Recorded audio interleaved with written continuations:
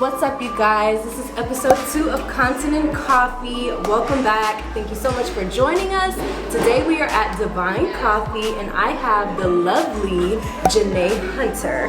My name is Gené Hunter. I am a little bit of both, an entertainment journalist as well as a lifestyle blogger. I freelance for different publications like InStyle, Essence. I worked for a newspaper here in Atlanta, the Atlanta Voice. I was the lead reporter. I really focus on with my content all things identity, style. I love pop culture, the color pink, ponytails, as y'all can see. I wanted you to kind of talk to us about your blog, which I absolutely love. Like, I thought it was so dope when you dropped it. I was like, this is like something different. It's like a little twist. You were preparing us for things that people don't usually talk about when it comes to women. The great thing about a blog is like you can put on there what you wouldn't put maybe in like an InStyle magazine or another magazine, because you know they're kind of more conservative. It's been fair as well sometimes. It's been a long time like in the making. Like it took me literally years. Really? Yes. It's something I was talking to my friends about all the time. Like I was drafting stuff like,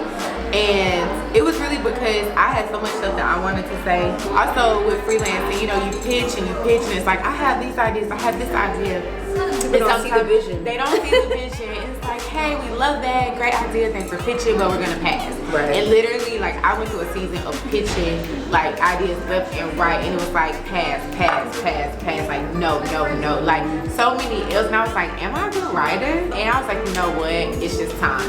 So if you got something you want to do, don't keep sitting on it, just push it out, because there's always somebody, even if it's that one person, they need what you are pushing out, what you're creating. Like somebody somewhere needs to read. So I want to kind of get into content because I see how you've been doing your content, and you know, it's sometimes hard to be consistent with the content, with the photo shoots, as well as the articles, and just keeping the audience engaged. And I've seen you like pick that up. Do you stick to a calendar? What advice can you offer to someone who's, you know, trying to be more consistent and is kind of lost like me? Number one, know what works best for you, and don't set unrealistic expectations for yourself based on what you think other people want. You know what I'm saying? Because a lot of times we think people want to see content from us every single day or every single week, and they they really don't, because you'll also notice, like, if you're trying to push out stuff every day, how your engagement just drops off. People are like, okay, they're like, you doing the most, right? Like, I think people can feel when it's like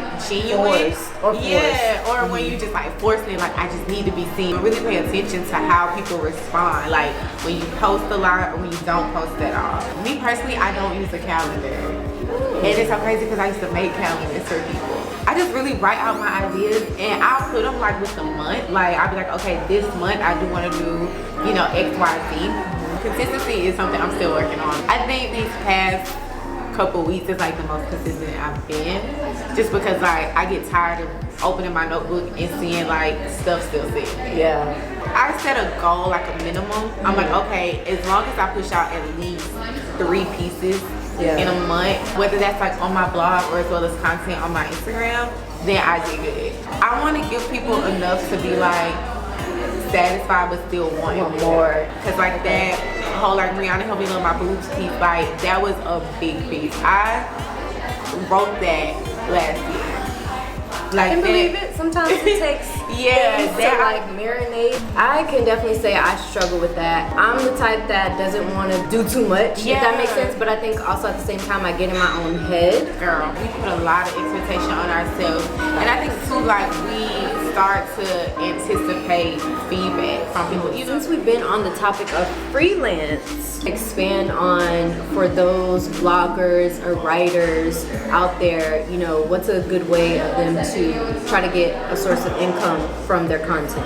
Number one, I would say have a, I don't know if it's niche or niche. I say niche, but I can't talk, so I think it's either or. Either or, right? We're gonna say niche today. Have have your niche, have your point of contact, do your research, and just always be ready with at least 3 pitches to send, because you may send over one and they're like, no. But the first time I pitched, I sent over 3 pitches and the editor liked one of them.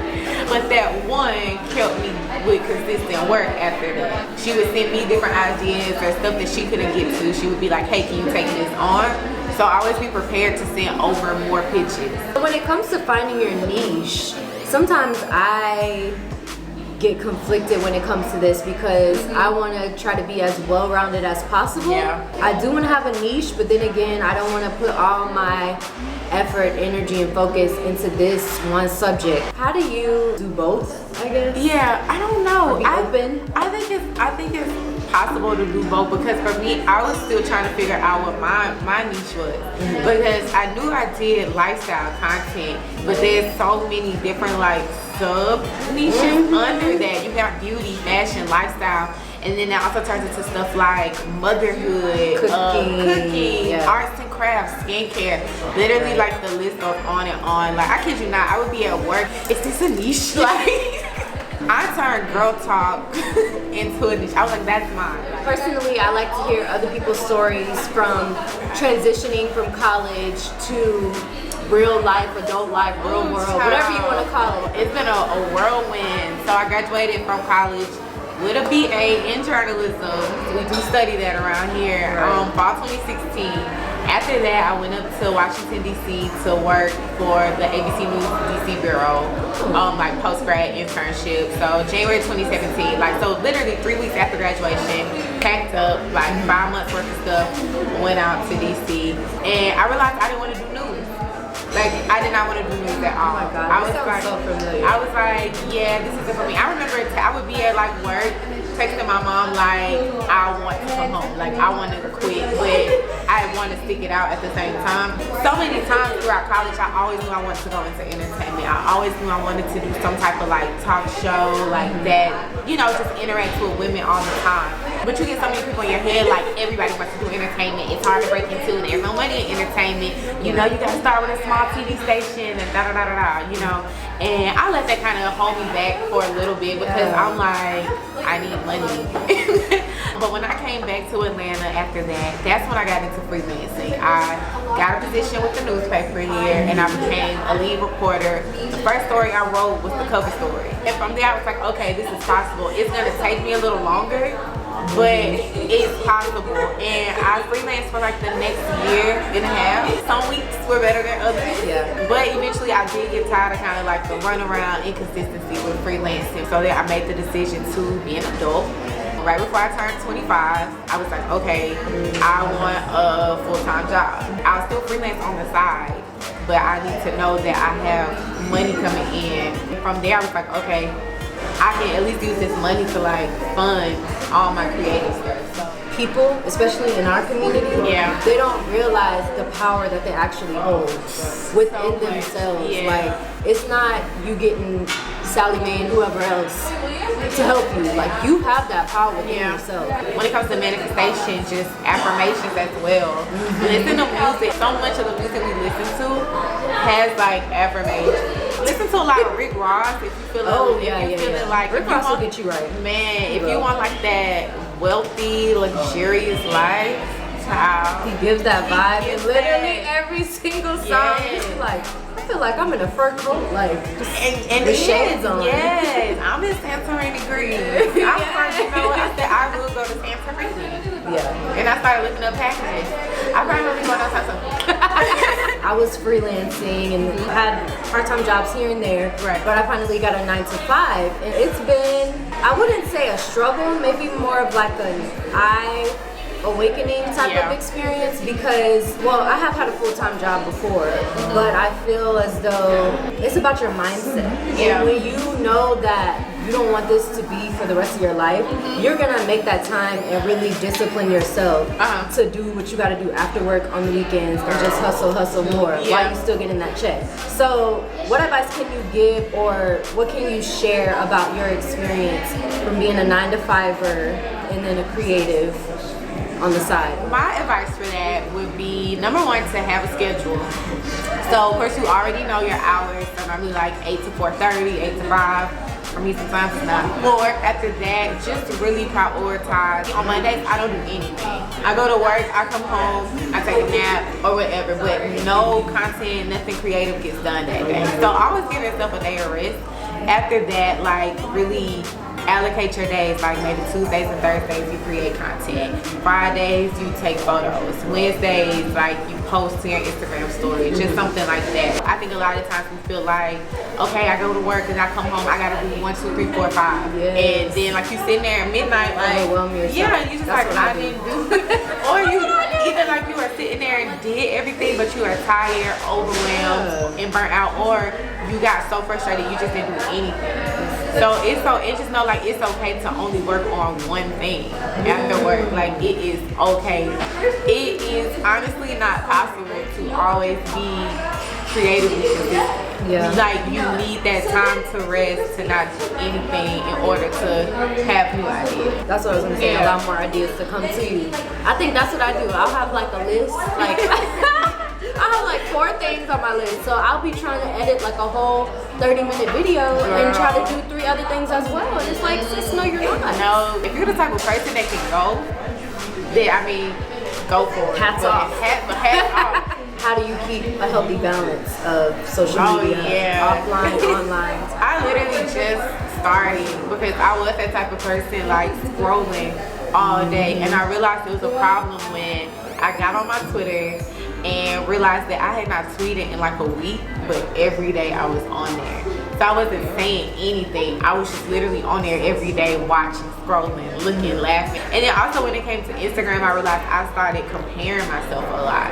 And I was just like, dang, because that was before I put the blog out too. It was like, dang, like, I should be doing this or that. I actually took a full month off of social media, period. Like deleted the apps. It was the hardest thing ever for like the first week. I won't even lie to you. It felt like, you was like checking your phone. Yes, like, I'm just like, oh wait, never mind.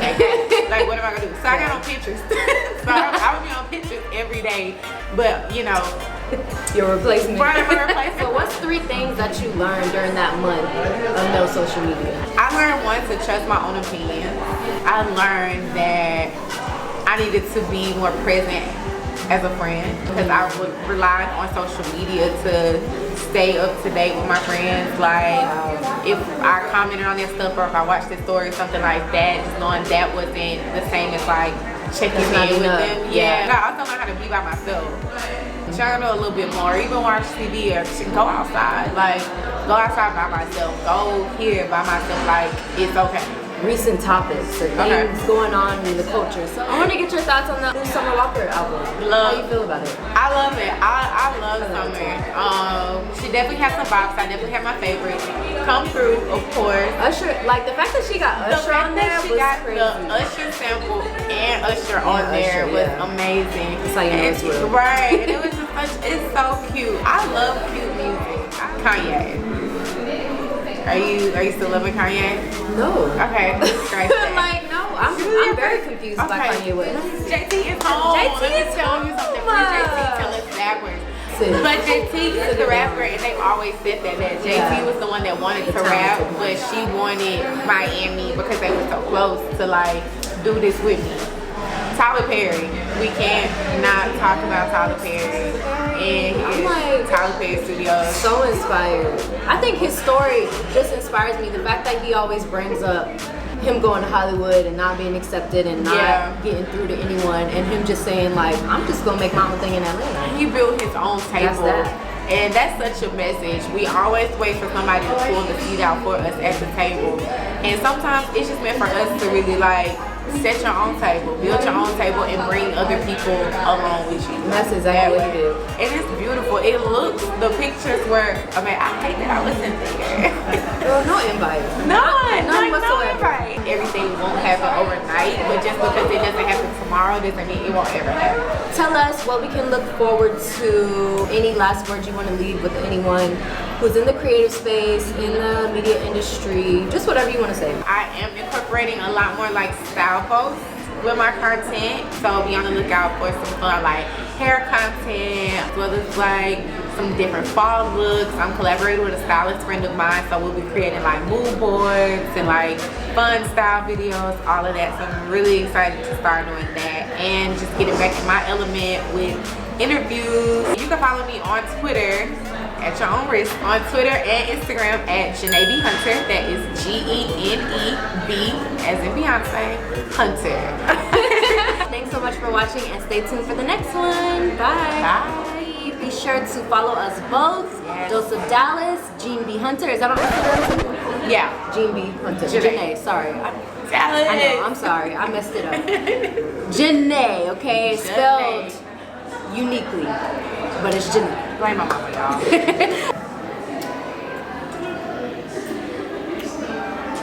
Wow. Big energy. Like, girl, that's how we talk. That's how I talk. No cap.